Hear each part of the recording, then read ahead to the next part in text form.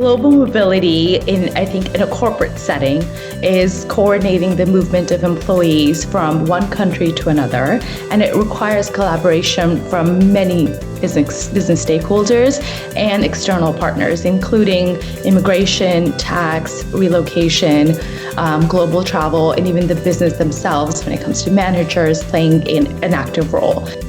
So when I think of global mobility, I think of getting the right people in the right places at the right time.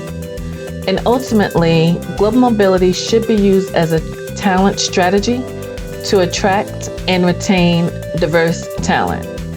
So while mobility professionals definitely are the gatekeepers and coordinate a lot of the logistics and make sure that we're staying compliant with immigration and tax and things like that, we're also a strategic partner.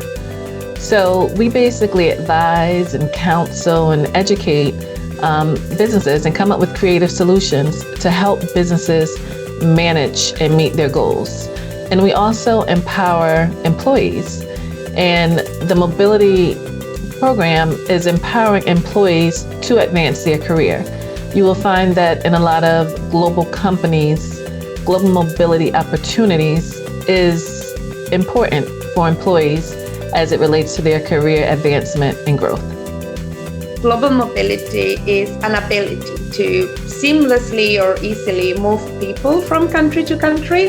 And I think it has more scope than what we normally agree. So it's succeeding in moving those people, but not only to meet their professional goals and aspirations, but also ensuring that they're integrated into the new culture and they're having a good experience by doing so. Global mobility is normally a term used to talk about the workforce, normally employees of a company, but I also think it's very relevant to include the family members, as we call them normally dependents, who may accompany the employee. They are part of the global mobility process.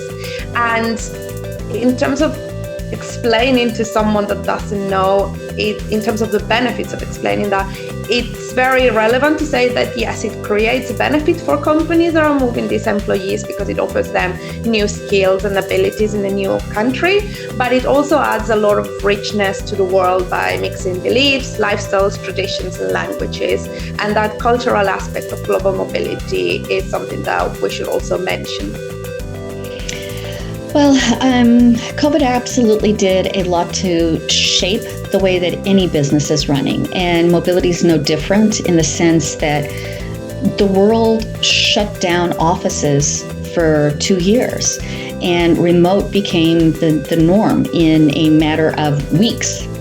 And so when you think about that and border closures, mobility is probably at the heart of any business being able to successfully manage those shifts in a compliant way, where you had people moving around the world and people were on business trips and on vacation, and suddenly they were stuck in a country that they didn't have any access to funds, they were not planning to be there, and they needed to get home to a country that was no longer allowing them to get back in.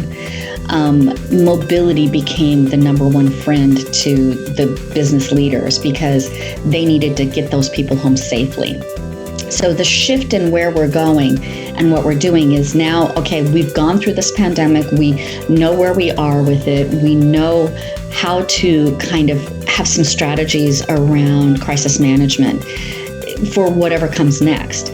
But we also now have a shifting mindset of, well, I've been working remotely. Why can't I continue working remotely? And why can't I work from anywhere? That is becoming a stronger need and desire. So mobility becomes a very key link with your corporate tax professionals to really drive so much of that and help support that. And so I think that mobility is going to continue to shift in a lot of different ways and really become that strategic partner in ways that they haven't been in the past because the business is seeing more of a need for them. So I think there are a couple of positive lessons. First, obviously, is the relationship you have with your vendors. They are the experts in their fields, so it's really important to have good relations with them. Keep in touch. Read the alerts they send you via email just to keep up with the latest information that you need to know.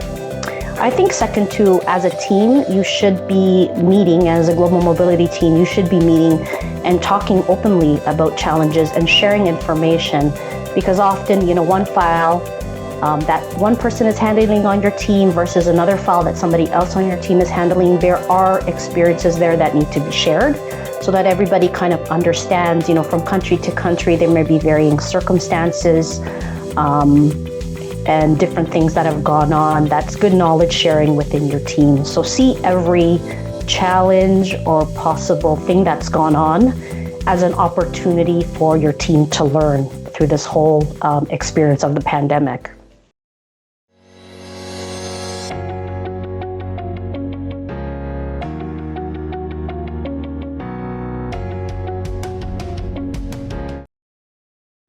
I think the global mobility teams have evolved in different ways.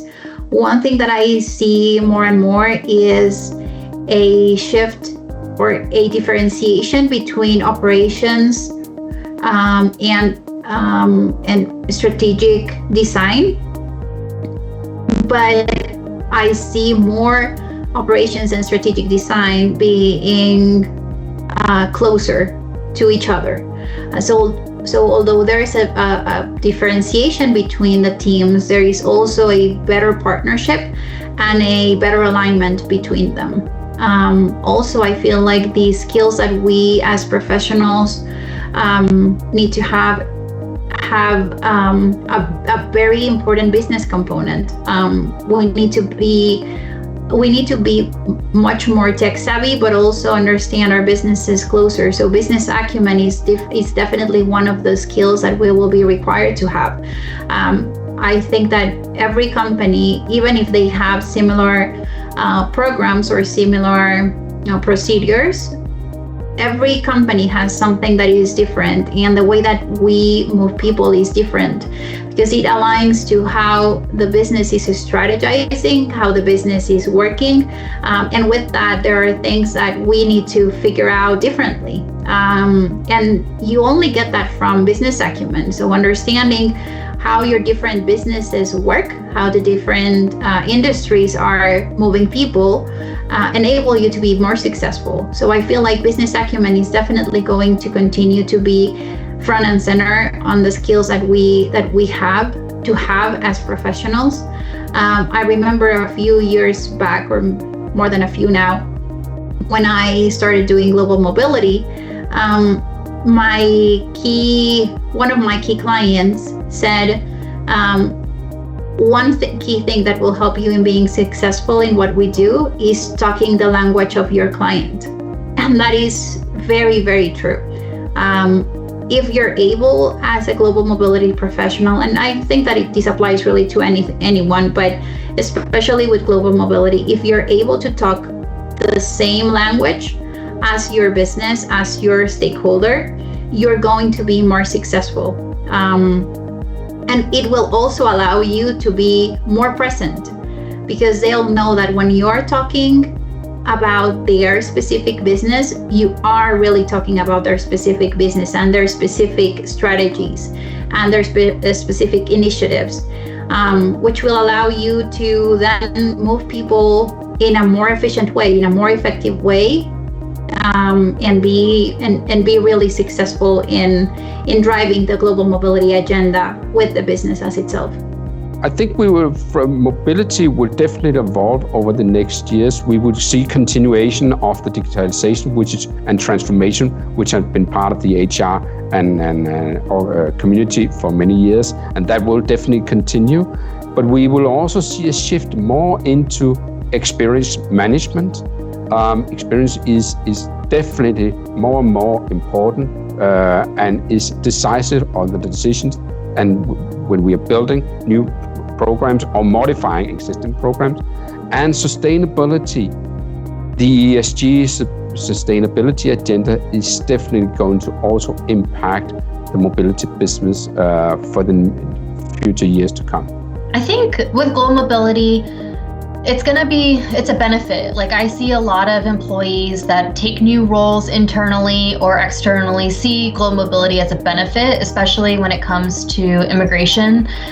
They want to know, when will my green card be started in the US, or when will I start, immigration outside of the US or permanent residency. So I think global mobility is going to become like a hot benefit. It used to be like a bonus benefit, I think, when people were getting to new roles, but I think it's becoming the standard now of, okay, what type of benefits for mobility? Are you going to pay for my goods to be shipped and my children to go to school, or my housing?